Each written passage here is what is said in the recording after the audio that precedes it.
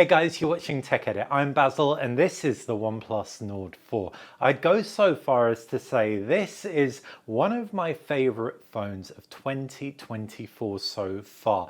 Now that's quite a bold thing to say considering it's a mid-range and usually it's flagships that grab my attention. But OnePlus is doing some very special stuff here. First off, it looks striking, there's that metal body, but the 5,500 milliamp battery, 100 watt charging, OnePlus's promise of 6 years of fluent and smooth performance. I'll go into what that actually means in a bit. And it has a beautiful display that's basically bezel free. It isn't, there's a teeny tiny hairline bezel, but it's so good for the price. It isn't a clean sweep when you look at the specs. The cameras, the secondary cameras in particular, let it down. It has the same primary camera as a OnePlus Nord CE4 Lite, which isn't like mind-blowing, but with a OnePlus 12 photo processing and a lot of other cool stuff in here that just makes day-to-day experiences with it good. I really enjoyed using this phone. I'm going to dive into all the details in a second, but first a quick shout out to Surfshark who sponsored this video. If you're watching this video, there's a very good chance that you too are a techie, someone with a phone, a laptop, a tablet, maybe even a second phone. I know with my old VPN, every time I activated it on one device, I'd get kicked off another and it was incredibly frustrating. But Surfshark supports unlimited devices, which for me is priceless because doing what I do, I change my phone every few days. Now, I need a VPN because I travel a lot with work. I'm always on public Wi-Fi networks and I want to keep my IP address and browsing data private. Plus, with 24/7 support and a 30-day money-back guarantee, you're only going to be committing to Surfshark if you like the service. And when you do come to sign up, if you use the code TechEdit, you can get 4 months free on a 12 or 24-month plan. All the details in the description below. Back to the OnePlus Nord 4, and you can pick this up in 2 capacities here in the UK. There are 3 capacities. If you're in India, you can go for a 1 to 8 gigabyte version, and that has slower UFS 3.1 storage. But in the UK, it's available in 256 or 512 gigabytes storage. Both have 12 gigabytes of RAM, and it's speedy storage and RAM, so LPDDR5X RAM and UFS 4.0 storage, which is very cool. £429, 256 gigabytes, £479 for the 512 gigabytes, half a terabyte of UFS 4.0 storage is very good for that price. So what does that put this phone up against? If you want to spend a little bit less, you could go for a Poco F6. You're probably getting better gaming power, but you're not getting as attractive design. Photography is probably going to be a little bit worse. The photo processing in here will edge ahead. You could also go for, if you want to spend a little bit more, the Pixel 8a, but again, the gaming power then will be worse. Battery will definitely be worse. Alternatively, the new Nothing Phone 2a Plus, dial back the gaming but up the style. There's quite a lot in this region, so it's going to take a lot to impress me, which is why the fact the Nord 4 does is extra impressive. It all starts with the design, and this feels flawless in the hand in many respects. It's a metal unibody package. I have the mercurial silver one here, and it looks like it should be textured, but to the touch it feels nice and flat. With a nail, there is a little pattern that it picks up, but you can't feel it with just a finger. And as a result, you have this really unique looking, unique feeling phone nowadays. Back in the day, HTC, Pixel 2, you had unibody metal phones, but since then, with more bands that phones have to support across 4G, 5G, it's been increasingly difficult to make a metal phone, but OnePlus has managed to do it with a combination of antenna bands and the glass camera surrounds. So you have this two-tone back. How much you like how it looks will depend on your personal taste. Many people didn't like this mercurial silver version, but you can pick it up in black and green as well. It weighs a bit less than the Poco F6 Pro, for example, a glass and metal phone, but it weighs a bit more than the Google Pixel 8a. It's also one of the thinnest phones at the price at 8mm, so it feels really slender when you slide it into your pocket. On the left-hand side is an alert slider with 3 points for silent, vibrate, and notifications on. At the base there's a USB-C port and a SIM slot, dual SIM slot though there's no eSIM here, and there's also a loudspeaker. On the right side, the volume rocker and power button, and the display has an in-display fingerprint scanner. I did mention that the phone has an almost nostalgic feel with its all-metal design, but as soon as you turn on the screen, that lack of bezel really just propels it into the modern age. It feels and looks very, very futuristic from the front. Not quite as futuristic as phones like the Red Magic 9 Pro and Nubia Z60 Ultra, but it's that kind of very low bezel, flat display vibe.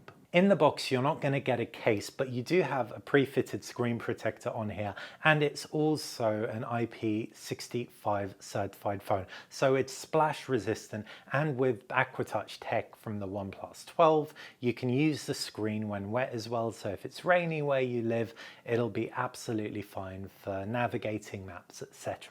And so after a month with the Nord 4, I'm impressed. It looks great, it feels great, it slides into the pocket, really, really slimline as well, and relatively durable insofar as I haven't noticed any scratches. It's been in my pocket pretty much every single day.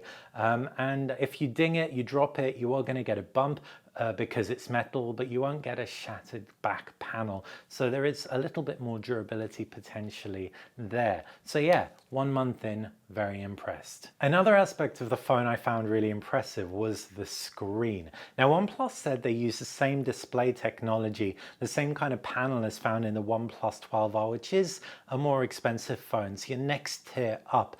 And that really does come through, but many people may prefer this to the OnePlus 12R because it's a flat display versus a curved screen. Now it's a super fluid AMOLED panel with Ultra HDR support, 6.74 inches with a 20.1:9 aspect ratio. It's nice and big. The 93.5% screen to body ratio makes this phone edge ahead when set against phones like the Nothing Phone 2A and 2A Plus. And with a 2772 by 1240 resolution, it has a 450 pixel per inch pixel density. So the screen is very sharp, though if you do dive into the settings, you'll see that OnePlus sets this by default to 1080p. So if you actually want the display to display at that resolution, you'll have to bump that up manually.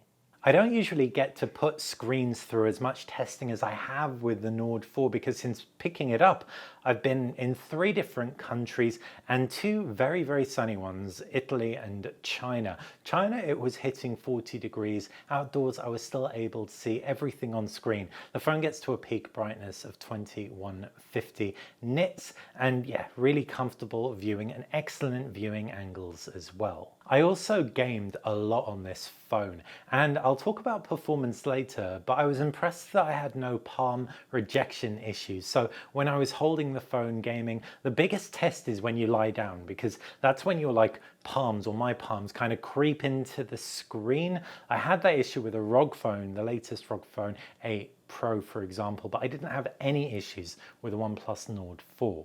Now, GSM Arena found that OnePlus capped the auto select refresh rate to 90 Hz, but even when I switched to manually 120, it would still be adaptive, so it'd still go down to 30.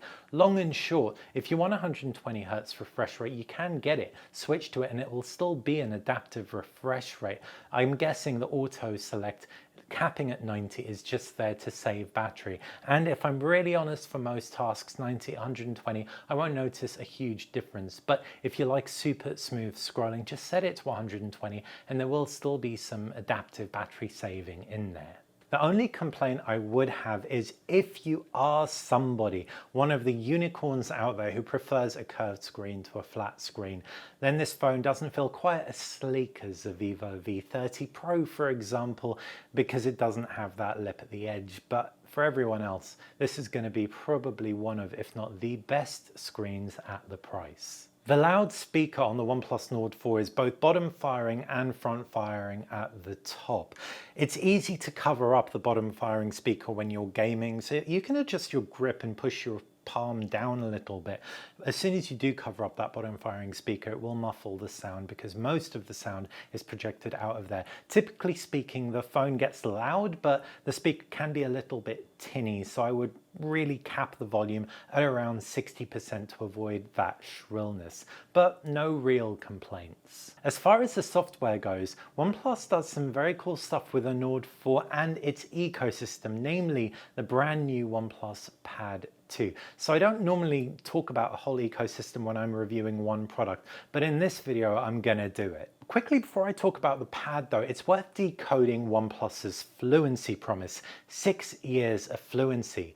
And what that means is 4 years of software updates, operating system updates, so up to Android 18, 6 years of security updates, which is very cool, but 72 months, 6 years, to TUV Rhineland certified for smooth performance as well. And OnePlus has committed to making sure with updates it's all going to be optimized to run smoothly in 6 years. So as a package at this price, this is something you very seldom see outside Google and Apple and Samsung camps. And Google and Samsung haven't really proven that really long-term software support. So even if on paper OnePlus falls slightly behind their promises, first off, this is a budget phone, relatively budget, not a top-tier flagship.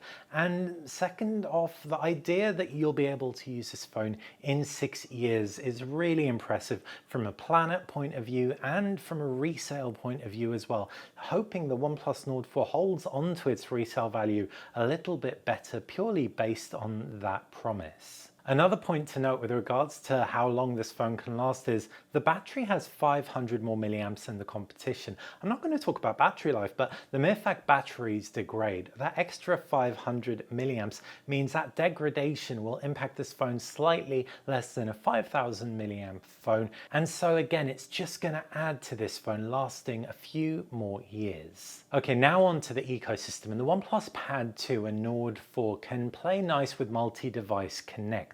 This means you can cast the screen from your Nord to your tablet, you can share a clipboard, media, etc. And you can also open applications on your tablet from your phone without them being open on your phone, so you get a slightly bigger view. It's pretty neat stuff.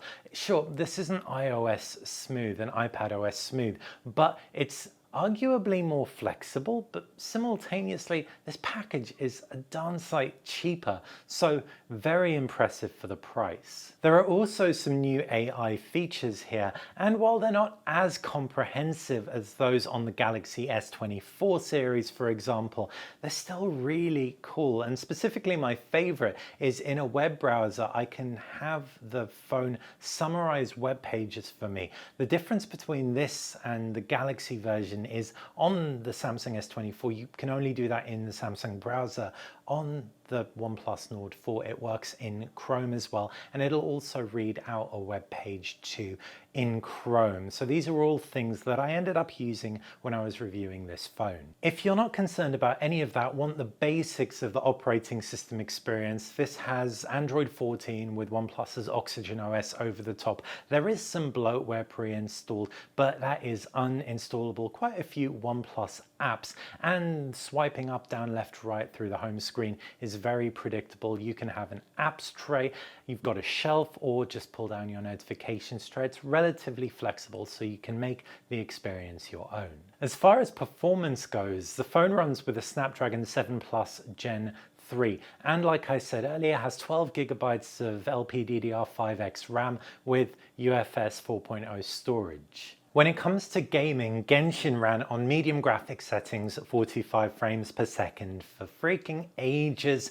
and stayed relatively smooth. Now Genshin is very well optimized, but Wuthering Waves did start to chug a little bit after 15 minutes. After a 3D Mark stress test, the phone got pretty darn warm, though I didn't notice it get too uncomfortable when I was actually gaming on it for long periods. If you do have it in the sun though, obviously it's got a metal body, not just a metal frame, and it will heat up, so it will feel pretty toasty. As far as benchmarks go, the OnePlus Nord 4 scored a Geekbench multi-core score of 3,750, which is respectable, and I ran a wildlife extreme stress test and it capped out at 3,071, bottomed out at 1,651. So there is a fair bit of variance there. And at around 9 minutes, that's when the initial throttling happened to drop the temperature.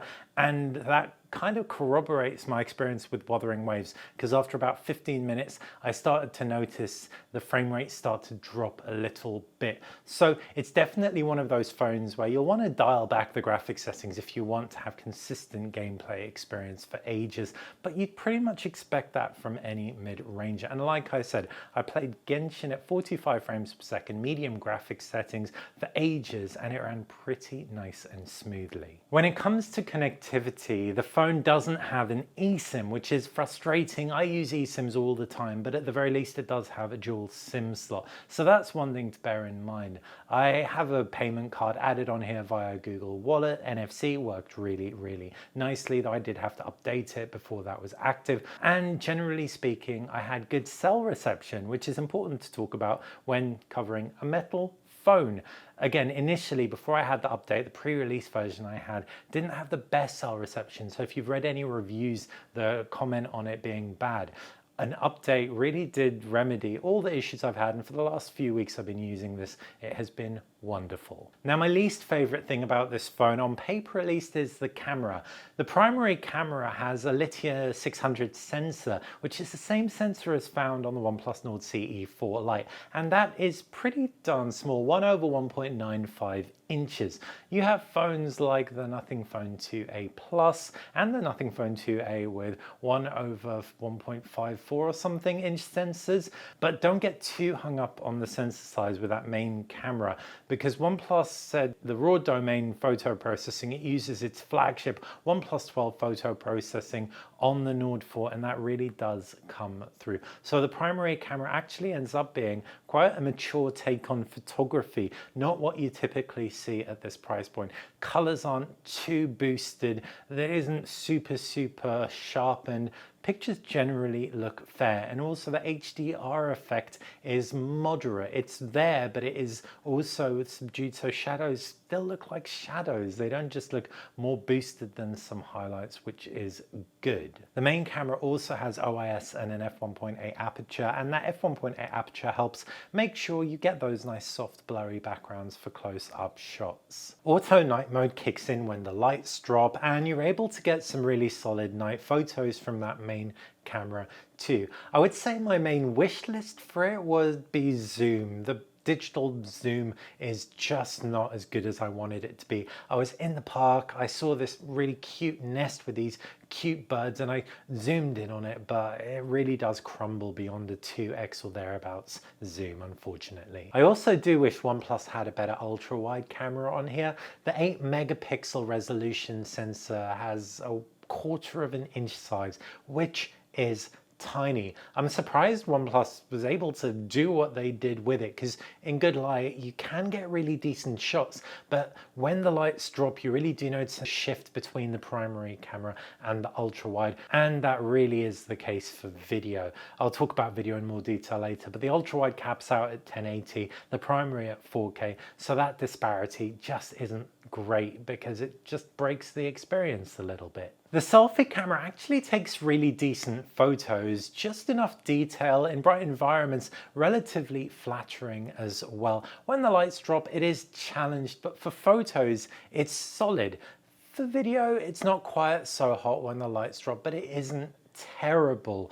I will say though, the fact it caps out at 1080p just like the ultra wide, again, it just holds video back. For anyone who's looking for a budget vlogging camera, you may well be better off with a phone like the Nothing Phone 2a Plus, though I will say the main camera's footage on this was typically better and a bit more stable when it came to frame rates. And so if you're happy leaning on the primary camera, the OnePlus Nord 4 is actually a really solid shout. The video video looks decent. It can struggle with highlights in scenes with very, very high dynamic range. It can clip a little bit, but you'll expect that with the phone in this price anyway.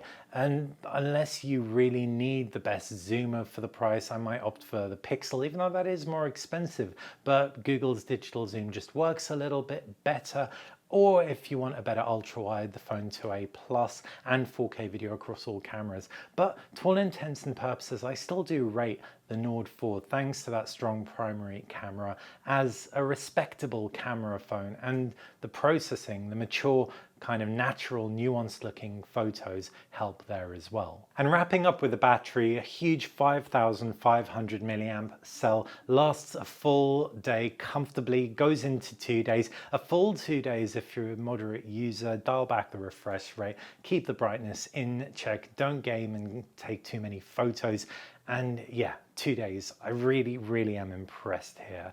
Charging fast, 100 watt, full charge in under half an hour. So many times I was in a pinch, just needed to rush out of the house, had 5 minutes, whacked it on charge, got a day's power out of it pretty much with that. No wireless charging, but with that fast charging, and at this price, I really don't mind. And as a result, the OnePlus Nord 4 as a package is just so sensible. It's such a smart choice. In fact, I'm just going to go ahead and say it. At £429, the OnePlus Nord 4 is the smartest phone you can buy if you plan on keeping your phone for a good while, or selling it, giving it to a loved one so it can be used for years to come. Between the huge battery, the relatively robust design, and the style just looking, feeling great, I really admire OnePlus for putting so much into a phone that isn't a flagship. What do you think? Have I been overly generous with the Nord 4? Should I be a little bit harder on it because of that ultra wide and selfie camera